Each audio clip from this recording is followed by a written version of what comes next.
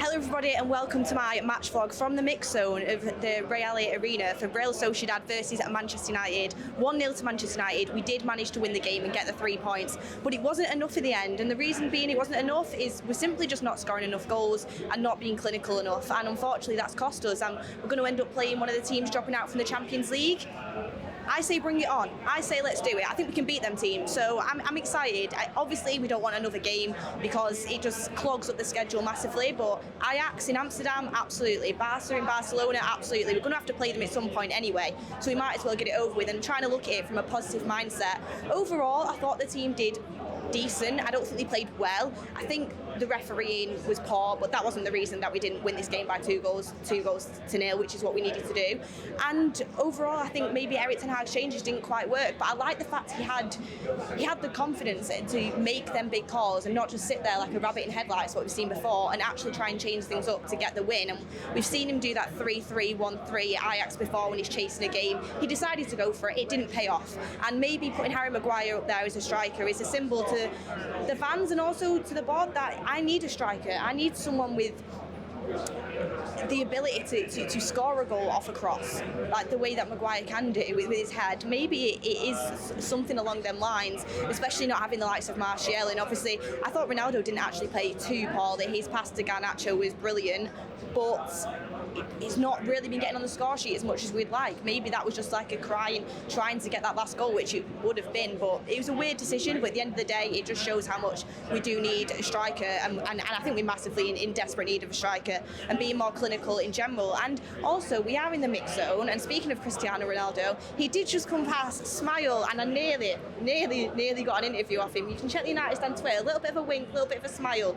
So I think I'm either on Ronaldo's bad side, like the fact that Gary Neville was, but I assume he's not watching my content, or maybe he might do an interview with us soon in the future. I'll keep trying. But no, I thought the pass to Garnacho was absolutely brilliant, and I think with Cristiano Ronaldo, a lot of the times he's selfish when he has the football. He has the right to be with the amount of goals he scored in football. Sometimes a bit too selfish for my liking. But Garnacho and him have such a nice relationship and such a nice bond. You can see it on the pitch. We've called it the master and the apprentice type of relationship. You can see Garnacho really looks up to him and he's learning off him. And I don't think that many people get that pass through from Ronaldo there. And you can see the intelligence that he has and also the relationship he has with a young kid in Garnacho, which is brilliant to see. And that's what we want to see. One of the main positives of Ronaldo staying at the club is the fact he's going to help the young players. He's done it previously. He said before how much he likes to help the younger players and how he enjoyed learning from the older players when he was young at the club himself. So I think that's a really nice relationship that's starting to bond, and if he's learning off Cristiano Ronaldo, things are only going to get better for Garnacho, and aren't they just? I mean, a bright performance against Sheriff, unlucky not to get a goal, was probably the most attacking-minded player on the pitch, and someone that was trying to create something out of nothing. I thought he was brilliant in that game. And then today again, I thought one of the players that looked most likely to score did score and continued like that throughout the game. He got nullified when he changed the formation. I don't think that really worked for the team in general. We seem to lose a lot of the possession and struggle to regain it back, maybe because we've just not practiced doing that in games before. But Garnacho, when he got the ball, looked like he was going to do something positive with it. He nearly got on the end of a few of Bruno's crosses from the right, and I thought he really kind of showed again today that he needs to be getting more minutes in the Premier League. And I think Erik Ten Hag, who was just in the press conference then, spoke glowingly about Garnacho and said how much of a good game he has and how much he's improving, his attitude's improving, and everything he kind of brings to the team he's really happy with. So I think with Garnacho, it's only a matter of time that we maybe see him come into the first team in the Premier League, especially with the likes of Anthony and Sancho injured. And honestly, I've watched Garnacho the last 2 games and I thought that's one of the best performances I've seen on the wing in a while from a Manchester United player. And this guy's 18 years old and only just getting chances to play for Manchester United. What he could do with more games under his belt and more experience playing with brilliant players week in, week out, I think can be quite magical for Manchester United, and I think it's something that we should really look forward to seeing, and that's the positive that comes out of tonight.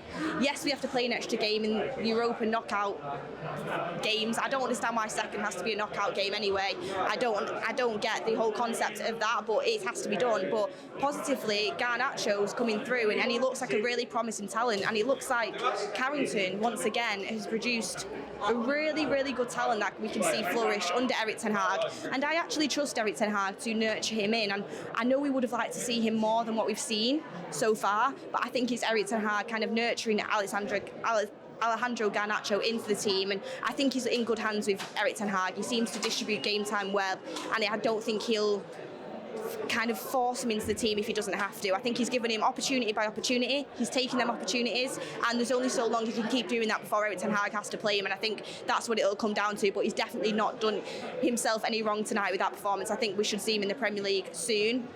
Bruno on the right was an interesting one. I actually thought he got quite a few decent crosses in, but overall I don't think we were as creative because he was pushed out to the right. I think if he would have played the 10 role, we probably would have been able to create more chances, and that is unfortunate, and I am worried about the Villa game slightly in that sense, because Van der Beek, and I know how much we all want him to have a successful career at Manchester United, and I know how much we all want Donny to do well. The fans love him, but realistically, how long has he been here now? And he just doesn't seem to be getting the games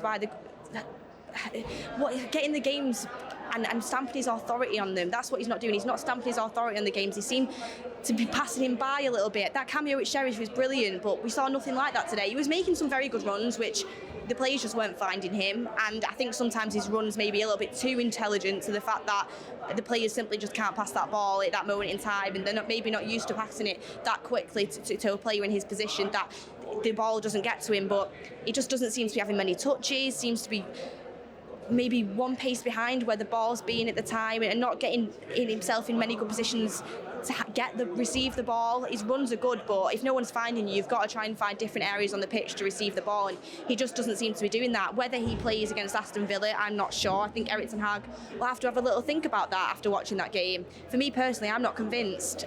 I like Donny and I want him to do well, but after that performance, I just didn't see anything that I thought, you've convinced me that I would play you at the weekend. Maybe it'll be Fred, maybe it'll be McTominay, but them in the number 10 position isn't that enthralling either, so we'll have to wait and see. And I think that's why people underestimate how important Bruno Fernandes is to this team, especially from a creative aspect and how much he can create. I do think we didn't create as many chances because he weren't playing as a number 10 today, and I think it showed that. But I still think he did a good job on the right. He was tracking back a lot, getting some good crosses in when the ball did come to him, and he did stamp his authority on the game probably more than what Donny did, and he was in a different position. So we'll have to wait and see what happens. But I do think it's a miss that he's not going to be at the Villa game. I really do. And people say Eriksen should play in the 10 and then we'll put Casemiro and McTominay there. That might well happen, but I think Erik ten Hag really likes Eriksen as that deeper player. He's just continually played him deeper. He had the opportunity to put Eriksen as number 10 today, drop McTominay in, and still put Bruno on the right. He didn't. He chose to put Van der Beek in. Maybe he was testing it for the weekend, but I don't think you test in a game as important as this one. So I just think he really likes Eriksen in that deeper role. And Eriksen, again, he had one of them games where some of his passes were brilliant, but also not as much as I would like from him, because we know what his ability is. I just think Sociedad were a very good team. They closed us down a lot. They were quick on the heels to get to the ball, and they defended very, very well, and they had a few opportunities as well, and one really should have gone in the back of the net. David De Gea makes a brilliant save, and he's on top form at the moment, and that save was David De Gea at his best. I think it was brilliant. And then the back line, solid as ever. Solid. I thought Lindelof was brilliant with Martinez. You can really see the striking up a very, very good partnership together. And we spoke to Erik ten Hag actually in the press conference about this, about the partnership that Lindelof and Martinez are making together. And he said himself he was very impressed by it, and they played very well together. And I thought it was a shame that Lindelof had to come off, really. I don't know if he had a niggle or something. He didn't really touch upon that. But I do think Lindelof is his third choice centre back. I really do. I think Erik ten Hag's kind of made that quite clear, and I'm okay with that. While he's playing like that, he's playing very, very well, and I think defensively we were so solid as well. Dalot, Luke Shaw again, both had good performances. So with Manchester United, it's a thing where we're defending really well, the best I've seen Manchester United defend in such a long time, and we've got that defensive solidity there, but we're just struggling to score goals. And whether that's not being clinical enough, whether it's not creating enough, whether it's the attackers not getting involved enough, whether it's the fact we need a striker that can maybe do a different role to what Ronaldo's doing, Erik ten Hag will have to figure that out himself, and you guys can have your comments in down below as well. Why aren't we scoring more than one goal a game? Why aren't we outscoring the opposition by more than one or two goals? We need to be scoring goals, but ultimately, defence is the baseline for everything. And the fact we've got our defence under control, I think is brilliant to see. And I think